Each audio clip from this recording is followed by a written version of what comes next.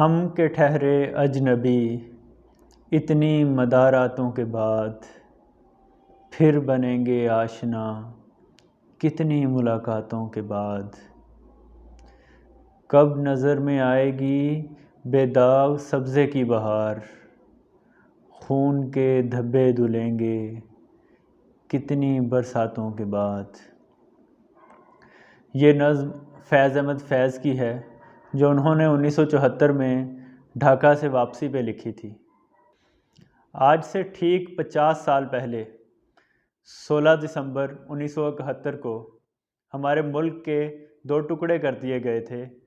اور دونوں ٹکڑوں کے درمیان نفرت کی لکیر ایسی کھینچ دی گئی تھی جس کی آنچ آج تک ہمیں محسوس ہوتی ہے۔ پاکستان کی آدھی سے زیادہ آبادی نے یہ اعلان کیا تھا کہ ہم اس ملک کے ساتھ نہیں رہ سکتے، اور علیحدگی اختیار کر لی تھی۔ 50 سال قبل کا یہ واقعہ آج بھی جب یاد آتا ہے تو جہاں بنگالیوں کے لیے یہ جشن آزادی ہے، وہیں ہمارے لیے دکھ اور رنج کا باعث ہے۔ صرف یہی نہیں بلکہ 16 دسمبر 2014 کو آج سے ٹھیک 7 سال قبل ایک اور ایسا واقعہ پیش آیا جس نے قوم کو ایک دفعہ پھر رلایا، اور ہوا یوں کہ پشاور کے ایک سکول میں 6 دہشت گرد داخل ہوئے اور انہوں نے 134 بچوں اور 15 کے قریب ان کے اساتذہ کو شہید کر دیا۔ یہ ایک ایسا واقعہ ہے جس کی مثال پوری انسانی تاریخ میں نہیں ملتی، اور یہی وہ واقعہ ہے جو دنیا کی تاریخ کا سب سے بڑا سکول میسیکر بنا۔ بنگال کا واقعہ جہاں ماضی کی غلطیوں کا نتیجہ تھا، پشاور کے اس واقعے نے پوری قوم کو متحد کر دیا، اور اس واقعے کے بعد پوری قوم نے مل کر ایک بڑے مسئلے کا سامنا کیا اور کامیابی سے اس کے اوپر فتح پائی، اور یہ مسئلہ تھا پاکستان میں دہشت گردی کا مسئلہ۔ APS کے شہید بچوں نے اپنی جانیں تو گنوا دیں، لیکن اس کے نتیجے کے اندر پاکستان کے قبائلی علاقوں میں ایک ایسا آپریشن شروع ہوا جس سے اب پاکستان میں مکمل طور پر امن ہے۔ ان دونوں واقعوں کو، بنگال کیسے بنا اور 2014 کے بعد قوم کیسے متحد ہو کے دہشت گردی کی عفریت سے نمٹی، اس کا ذکر ہم آج کی ویڈیو میں کریں گے۔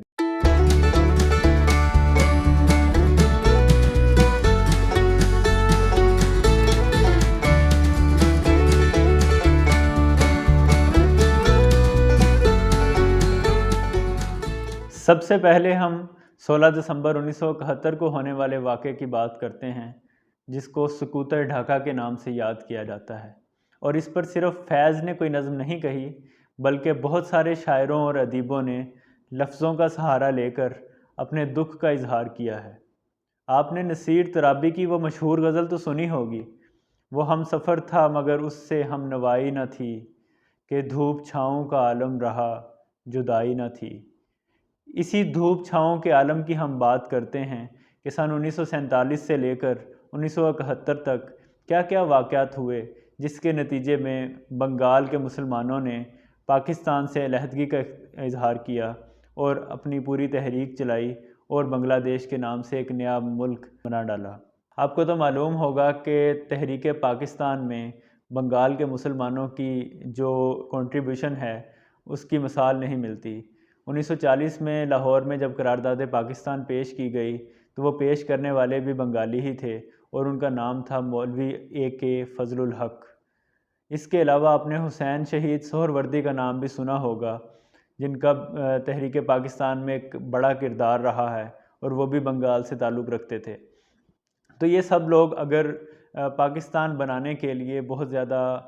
کوشاں تھے، بہت زیادہ متحد تھے، تو پھر ایسا کیا ہوا جو پاکستان بننے کے بعد مشرقی پاکستان اور مغربی پاکستان کے درمیان خلیج کا باعث بنا؟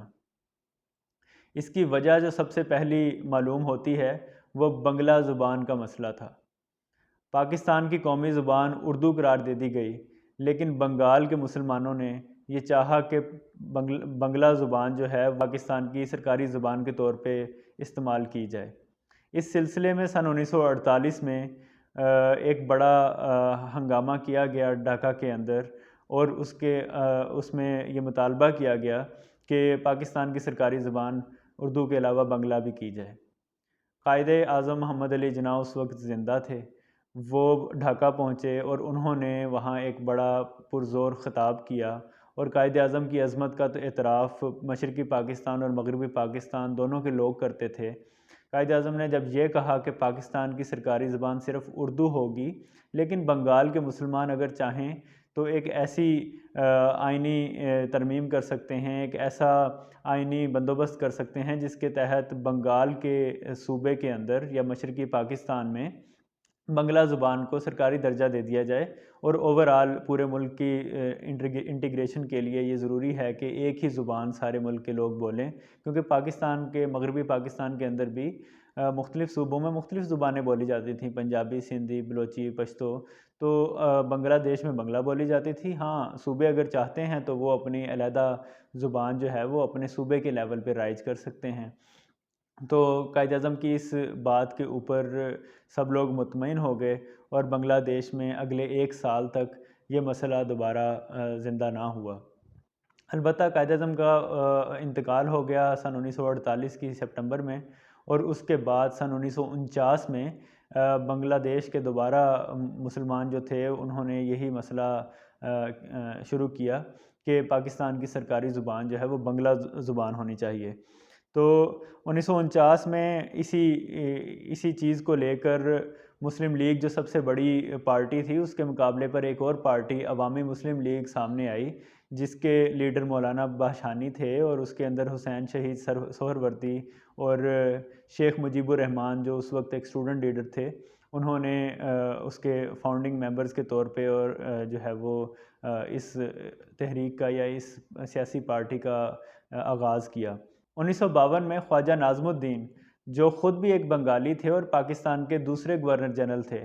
انہوں نے یہ کوشش کی کہ پاکستان کا آئین بنا دیا جائے، اور پاکستان کے آئین بنانے کے لیے مختلف لوگ جو تھے وہ کام کرنے لگے۔ تو بنگلہ دیش میں دوبارہ یہ مسئلہ کھڑا ہو گیا کہ اس آئین کے اندر بنگالی زبان کو سرکاری زبان کے طور پر مانا جائے گا یا نہیں، اور اس کے اوپر بہت زیادہ ہنگامے سٹارٹ ہوئے ڈھاکہ کے اندر بھی، اور بنگلہ دیش کے دوسرے شہروں میں بھی بہت سارے اسٹوڈنٹس جو تھے وہ سڑکوں پر آ گئے، ڈھاکہ یونیورسٹی کے اسٹوڈنٹس، اور صورتحال کو کنٹرول کرنے کے لیے گورنمنٹ کو دفعہ 144 کا انفاذ کرنا پڑا، اور اس دفعہ کے تحت 4 سے زیادہ لوگ جو ہیں وہ ایک جگہ پر جمع نہیں ہو سکتے تھے۔ لیکن یہ مسئلہ شدت اختیار کر گیا، اور یونیورسٹی کے اندر طلبہ تنظیموں نے جن کے سرکردہ شیخ مجیب الرحمان تھے، انہوں نے ہنگامے شروع کر دیے۔ نتیجتاً بنگال کے اندر فوج کو طلب کر لیا گیا، اور صورتحال کو قابو میں لانے کی کوششیں کی گئیں۔ 1952 کا مسئلہ تو فوج کو طلب کرنے سے حل ہو گیا، اور صورتحال وقتی طور پر قابو میں آ گئی، لیکن 1954 میں یہ اعلان کیا گیا کہ بنگلہ دیش میں صوبائی انتخابات ہوں گے۔ صرف مشرقی پاکستان میں صوبائی انتخابات ہونا قرار پائے، اور مغربی پاکستان کے اندر صوبائی انتخابات نہیں ہونے تھے۔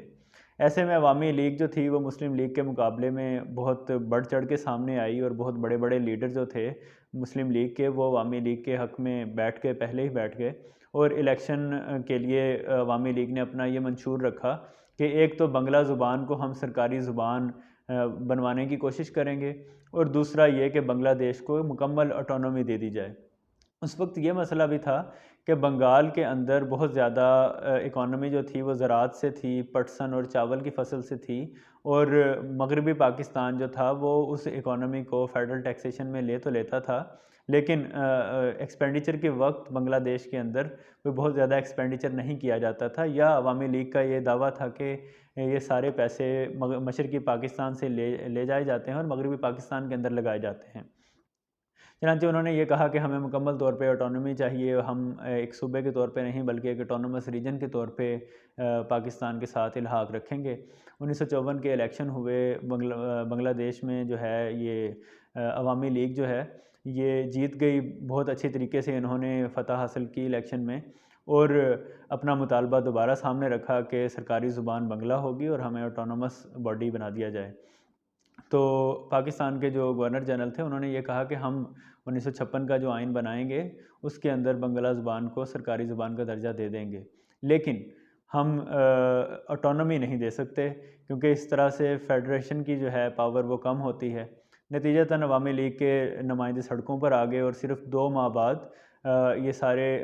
جو الیکشن کے رزلٹس تھے انہیں منسوخ کر دیا گیا، اور عوامی لیگ کی جو سیاسی فتح تھی اس کو تسلیم کرنے سے فیڈریشن نے انکار کر دیا۔ 1958 میں جب ملک میں مارشل لا آیا تو عوامی لیگ کے تمام لیڈروں کو قید میں ڈال دیا گیا، اور شیخ مجیب الرحمن بھی جو اس وقت پچھلے دور کے اندر یا 1954 کے الیکشن کے نتیجے میں جو اسمبلی بنی تھی اس میں وزیر زراعت بنے تھے، وہ بھی جیل میں تھے، اور وہاں بیٹھ کر جیل میں بیٹھ کر انہوں نے یہ اپنے عقائد کو اور اپنے دعوے کو کہ وہ بنگلہ دیش کو ایک آٹونومس باڈی بنانا چاہتے ہیں، آٹونومس ریجن بنانا چاہتے ہیں، اس کے لیے انہوں نے مزید کام کیا۔ 1963 میں جب شیخ مجیب الرحمن رہا ہونے کے بعد عوامی پارٹی کے جو ہے صدر بنے تو انہوں نے یہ دعویٰ ببانگ دہل کرنا شروع کر دیا۔ اب وقت یہ تھا کہ فوجی مارشل لا تھا، عوامی حکومت نہیں تھی پورے پاکستان میں، اور مشرقی پاکستان اور مغربی پاکستان کے درمیان خلیج بڑھتی جا رہی تھی۔ ایسے میں مشرقی پاکستان میں ایک اگرتلا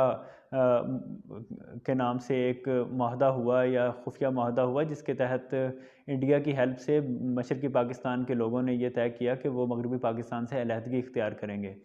خیر یہ سازش بے نقاب ہو گئی اور تمام لیڈروں کو جو ہے وہ جیل میں ڈال دیا گیا، لیکن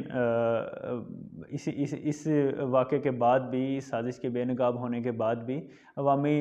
پارٹی کی جو مقبولیت تھی اس میں اضافہ ہوتا چلا جا رہا تھا۔ ایسے میں شیخ مجیب الرحمن نے 1966 میں اپنے 6 نکات پیش کر دیے، جو پہلے 1954 والے نکات کے مقابلے میں بہت زیادہ سخت تھے۔ اس میں ایک تو انہوں نے یہ کہا کہ پاکستان سے مارشل لا ختم کیا جائے یا فوجی حکومت ختم کی جائے اور جمہوری حکومت لائی جائے الیکشن کروانے کے بعد۔ دوسرا ان کا مطالبہ یہ تھا کہ پاکستان کے اندر جو کرنسی ہے وہ روپے کی جو کرنسی ہے وہ مغربی پاکستان کے اندر صرف رائج کی جائے اور مشرقی پاکستان اپنی کرنسی علیحدہ کرے، تاکہ جب ادھر سے ادھر پیسہ جائے تو پتہ چلے کہ کتنے پیسے گئے ہیں اور کیوں گئے ہیں۔ تیسرا یہ کہ فیڈریشن اپنی پاورز کم کرے اور ہمیں مکمل طور پہ آٹونومس کر دے، ہم اپنے ٹیکسز خود کلیکٹ کیا کریں اور ہم خود خرچ کیا کریں۔ چوتھا یہ کہ ہم انٹرنیشنل ٹریڈ کر سکیں صوبے اپنے اپنے لیول کے اوپر۔ اس کے بعد انہوں نے جو ہے وہ مزید کچھ اس قسم کے مطالبات کیے جو پاکستان یا مغربی پاکستان کے لیے یا پاکستان کی فیڈریشن کے لیے قابل قبول نہیں تھے۔ ان 6 نکات کے نتیجے کے اندر عوامی مسلم لیگ یا عوامی لیگ جو تھی اس کی مقبولیت مزید بڑھی اور لوگ سڑکوں پہ آئے اس مطالبے کو منوانے کے لیے۔ مین وائل یہ ہوا کہ 1970 کے اندر بنگلہ دیش میں ڈھاکہ میں سیلاب آیا، اور اسی سال 2-3 مہینے کے بعد اکتوبر کے مہینے میں بہت بڑا طوفان آیا، جس کے نتیجے میں بہت زیادہ ہلاکتیں ہوئیں اور بہت سے لوگ جو ہیں وہ ڈسپلیس ہوئے۔ اس کے ساتھ ساتھ بہت سی بیماریاں پھوٹ گئیں، چیچک کی بیماری پھوٹ گئی اور بہت ساری وبائیں پھوٹ گئیں، جس کے نتیجے میں جو ہے بنگلہ دیش کے اندر صورتحال اور قابو سے باہر ہو گئی۔ مغربی پاکستان سے جب امدادی جہاز جو انڈیا کے اوپر سے گزر کر مشرقی پاکستان جاتے تھے انہوں نے جانا چاہا تو انڈیا نے اپنی فضائی حدود کو بند کر دیا، چنانچہ پاکستان کے جو جہاز تھے مغربی پاکستان کے وہ لمبے راستے سے مشرقی پاکستان جاتے تھے۔ جب وہاں پہنچتے تھے تو وہاں ان کی خوراک یا ان کے پاس جو امدادی سامان ہوتا تھا وہ صورتحال سے کہیں کم ہوتا تھا، نتیجتاً لوگوں میں فیڈریشن کے لیے جو نفرت تھی وہ مزید بڑھتی چلی گئی۔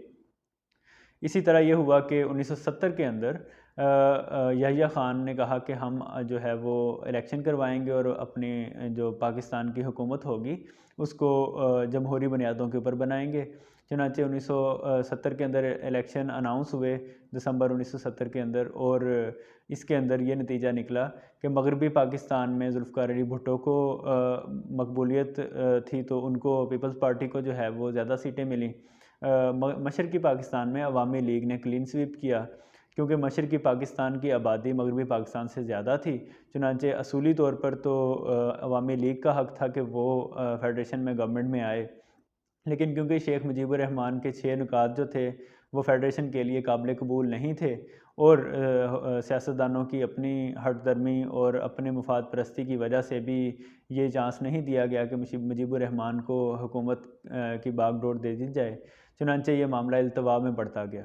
جیسے جیسے یہ معاملہ التوا میں پڑتا گیا، اسمبلی کا اجلاس بلایا جاتا تھا اور اس کو ہونے سے پہلے ہی ملتوی کر دیا جاتا تھا،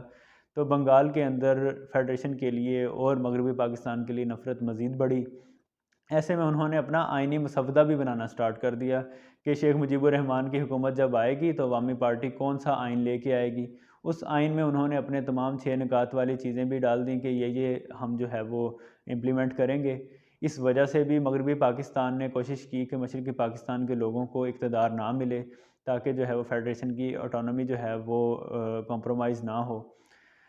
یہ تمام جو کھیل تھا یہ سن 1971 کے پورے سال چلتا رہا۔ مڈ 1971 میں 1971 کی گرمیوں میں انڈیا نے مشرقی پاکستان پہ چھوٹے چھوٹے حملے کرنے سٹارٹ کر دیے اور باقاعدہ جنگ کا بھی اعلان کر دیا۔ پاکستان نے اچھا خاصا انتظار کیا اور ایٹ دا اینڈ جو ہے وہ 3 دسمبر کو اپنے جنگ کا اعلان کیا اور باقاعدہ طور پہ مغربی اور مشرقی محاذوں کے اوپر جنگ شروع کی انڈیا کے ساتھ۔ اس جنگ کا نتیجہ آپ کو پتہ ہے کہ 16 دسمبر کو پاکستانی فوج جو تھی وہ فتح کی پوزیشن میں پہلے ہی نہیں تھی، کیونکہ مغربی پاکستان میں زیادہ سیٹ اپ تھا اور مشرقی پاکستان میں کم سیٹ اپ تھا، اور اس کے ساتھ یہ بھی مسئلہ تھا کہ پاکستان جو ہے وہ لمبے راستے سے مغربی پاکستان سے مشرقی پاکستان کی طرف آتا تھا انڈیا کے ساتھ اس فرنٹ پہ لڑنے کے لیے۔ تو 16 دسمبر کو جو ہے پاکستان کے کوئی تقریباً 90,000 کے قریب فوجی قیدی بنا لیے گئے، سویلینز بھی اس میں قیدی تھے، اور انڈیا نے جو ہے وہ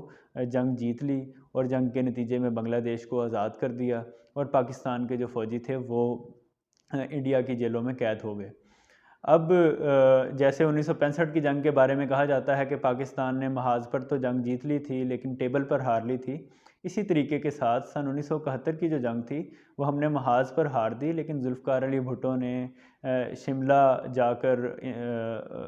انڈیا کے جو حکومت تھی اس کے ساتھ مذاکرات کیے اور بڑی ہی بہادری کے ساتھ اور بہت ہی اسٹیٹس مین شپ کا مظاہرہ کرتے ہوئے اپنے سارے قیدی جو تھے وہ آزاد بھی کروا لی اور بہت ساری باتیں منوا بھی لیں۔ چنانچہ یہ کہا جاتا ہے کہ سن 1971 کی جنگ اگر ہم نے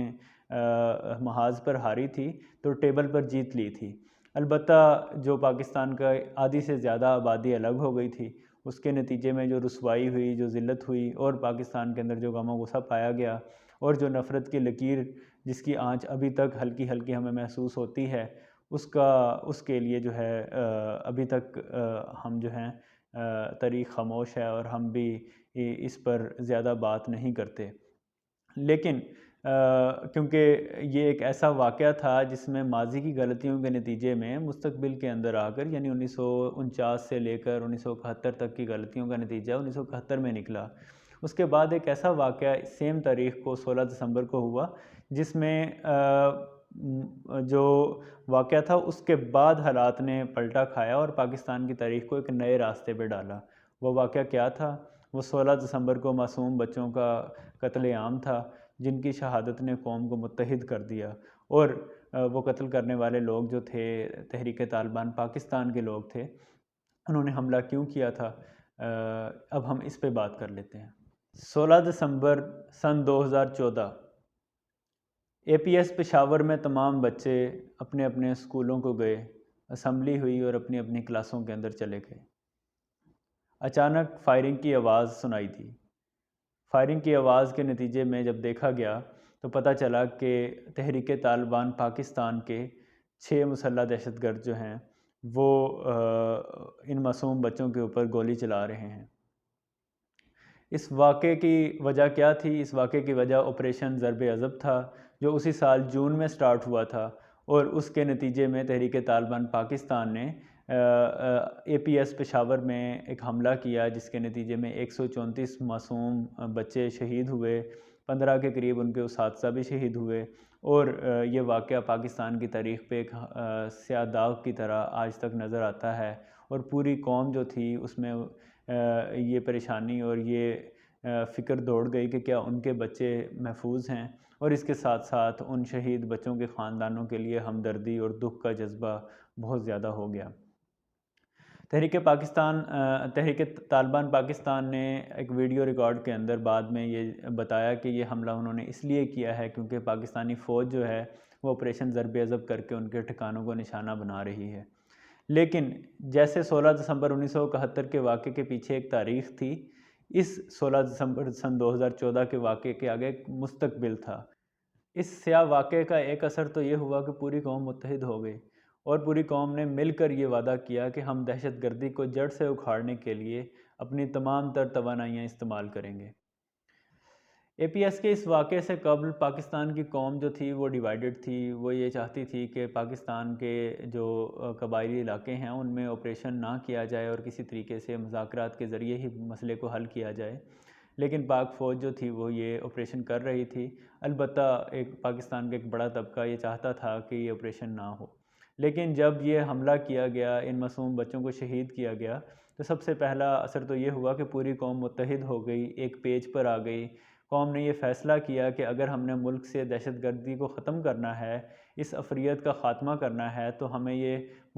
آپریشنز کرنے پڑیں گے، اور مسلح طریقے کے ساتھ ہی اور فوجی آپریشن کے ذریعے ہی ہم اس کو جڑ سے اکھاڑ سکتے ہیں۔ اس کا ایک دوسرا جو اس واقعے کے بعد ایک دوسرا اثر ملکی تاریخ پہ پڑا، وہ یہ پڑا کہ تحریک طالبان پاکستان کے خلاف بہت سے آپریشن جو ہیں وہ سٹارٹ ہوئے۔ ضرب عضب کو پہلے ختم کیا گیا، پھر رد الفساد آپریشن شروع کیا گیا، پھر اسے ختم کیا گیا، اور نتیجتاً پاکستان کے ہر شہر میں کسی بھی وقت جو بم دھماکے ہوتے تھے ان سے پاکستان کو نجات مل گئی۔ نتیجتاً پاکستان کے اندر اکانومی اور ٹریڈ اور باقی چیزیں جو تھیں انہوں نے پروان چڑھنا سٹارٹ کیا۔ اسی تاریک واقعے کے نتیجے کے اندر پاکستان کے جو حکومت تھی اس نے اپنی رٹ زیادہ قائم کی، اور پاکستان کی جو کمیونیکیشن کے لیے سمز استعمال ہوتی ہیں ان کی رجسٹریشن سٹارٹ کی، بائیو میٹرک رجسٹریشن سٹارٹ کی، جو ایک بڑا سٹیپ تھا اور جو ایک فینومینل سٹیپ ہے جو لیا گیا تاکہ دوبارہ ایسا واقعہ پیش نہ آئے، بلکہ کہیں بھی کوئی بھی بم دھماکہ نہ ہو۔ تو پاکستان کی جو کمیونیکیشن انڈسٹری تھی ان کو یہ باؤنڈ کیا گیا کہ وہ چند دنوں کے اندر اندر ساری سمز کو بائیو میٹرک کریں تاکہ پتہ ہو کہ کون کون سی سم استعمال کر رہا ہے۔ اس کے نتیجے میں ایک اور یہ پیش رفت ہوئی کہ پاکستان نے بہت عرصے سے ڈیتھ پینلٹی پہ پابندی لگائی ہوئی تھی، بین الاقوامی دباؤ میں آ کر کے پھانسی کی سزا نہیں ہونی چاہیے، لیکن اس واقعے کے بعد پاکستان نے ڈیتھ پینلٹی ختم کر دی، اور جو ٹیررسٹ تھے یا جو اس طرح کے جرائم تھے جس کے اندر پھانسی کی سزا ہونا باقی تھی، وہ سزا جو ہے وہ شروع ہوئی، اور اس سے لوگوں میں ڈیٹرنس پیدا ہوئی کہ اگر وہ غلط کریں گے تو ان کو پوری سزا ملے گی۔ اس کے علاوہ آئین میں 21ویں ترمیم کی گئی، فوجی کورٹس بنائی گئیں، اور ان کورٹس میں سپیڈی جسٹس کے لیے اور ٹیررزم کو ختم کرنے کے لیے ٹیررسٹ کے لیے جو ہے وہ جلدی جو ہے مقدمہ چلا کر ان کو کیفر کردار تک پہنچانے کے لیے جو ہے وہ کام کیا گیا۔ افغانستان سے اللیگل مائیگریشن جو تھی وہ بہت بڑا مسئلہ تھی، کوئی بھی افغانستان سے پاکستان میں آ سکتا تھا، لیکن اس کے نتیجے کے اندر جو ہے وہ پاکستان اور افغانستان کے بارڈر کے اوپر خاردار تاریں لگائیں گئیں اور اللیگل مائیگریشن کو روکا گیا، اور جو آلریڈی مائیگرنٹس تھے ان کو جو ہے وہ رجسٹر کیا گیا کہ وہ کون کون ہیں اور کہاں کہاں رہتے ہیں۔ پھر فاٹا کے علاقے میں مکمل طور پہ کلیئرنس کی گئی، یہ ایک بہت بڑا علاقہ تھا، اس کا جو ہے وہ اس کے اندر جو ہے وہ بہت سارے دہشت گردوں کے ٹھکانے تھے جن کو تباہ کیا گیا، اور اس کو ایک نارمل علاقہ، ایک پرامن علاقہ بنایا گیا۔ اسی کے نتیجے میں جو ہے وہ فاٹا کا مرجر بھی کیا گیا، فاٹا کو خیبر پختونخوا کے ساتھ جوائن کر دیا گیا، اور یہ دونوں علاقے ایک ہی صوبے کا حصہ ہو گئے جس میں صوبے کی رٹ بھی قائم ہوگی۔ اس کے علاوہ جو ہے وہ فاٹا کے اندر ترقیاتی کام کیے گئے اور ابھی تک ہو رہے ہیں، سڑکیں بن رہی ہیں، اس کے آس پاس موٹر ویز بن رہی ہیں، جس کے نتیجے میں جو ہے فاٹا جو ہے وہ قومی دھارے کے اندر ترقی میں اپنا کردار ادا کرے گا۔ تو یہ ساری چیزیں صرف اس لیے ہوئیں کہ اے پی ایس کا جو واقعہ تھا اس سے قوم متحد ہو گئی تھی۔ بہت سی شہادتیں ایسی ہوتی ہیں جو اپنا لہو تو دے دیتی ہیں لیکن قوم کو ایک رستہ دکھا دیتی ہیں۔ اگرچہ اے پی ایس کی جو شہادتیں ہیں وہ بہت زیادہ پاکستان کے لیے دکھ کا باعث ہیں، اور ان کی یاد جو ہے وہ آج بھی دل کو خون کے عنصر رلا دیتی ہے، لیکن ان شہادتوں کے نتیجے میں قوم نے ایک ساتھ مل کر دہشت گردی کا خاتمہ کیا، اور ایک ثابت کیا کہ زندہ قومیں جو ہیں وہ اپنے شہیدوں کا بدلہ پازیٹیو طریقے سے لیتی ہیں، اور اپنے شہیدوں کے بدلے لینے کے لیے اپنے جو دشمن ہوتے ہیں ان کو پورے انجام تک پہنچاتی ہیں۔ فیض احمد فیض نے بہت عرصہ پہلے ایک نظم کہی تھی جو ان معصوم پھولوں اور شہیدوں کے لیے بالکل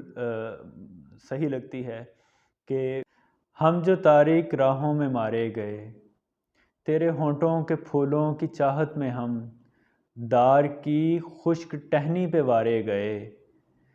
تیرے ہاتھوں کی شموں کی حسرت میں ہم نیم تاریک راہوں میں مارے گئے، نیم تاریک راہوں میں مارے گئے۔